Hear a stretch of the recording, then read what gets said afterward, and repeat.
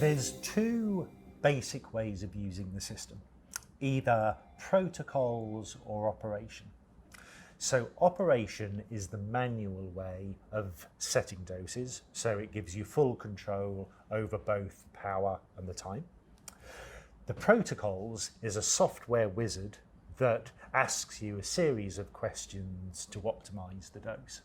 So users generally tend to use the protocols, which is a software wizard that asks you a series of questions and optimizes the dose. Okay.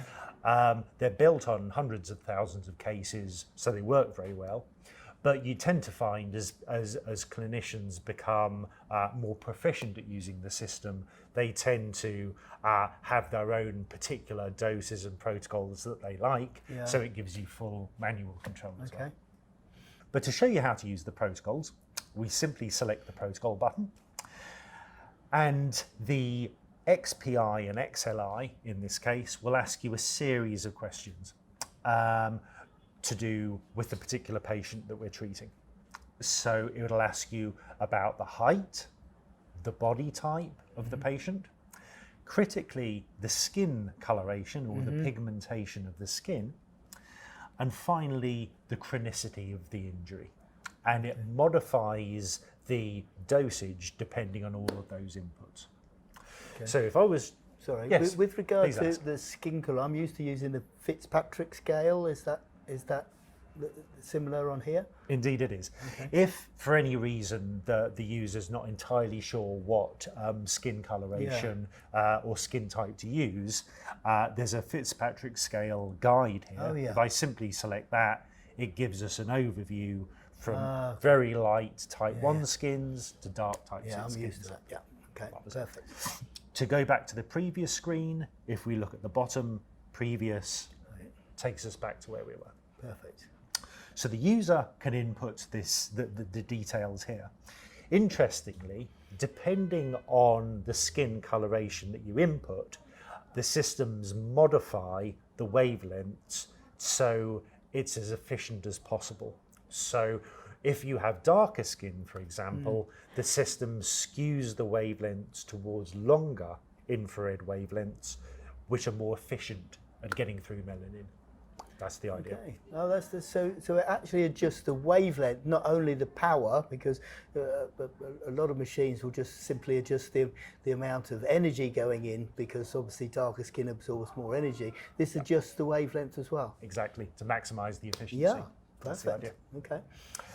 So after we've entered that data, we simply press next, and then this is the screen where we select the protocol, the algorithm from the Phantom. So if I was treating your tennis elbow, for example, I would simply select the elbow area either from the AP or the PA Phantom, and we get a selection of applications relating to the body part that we selected.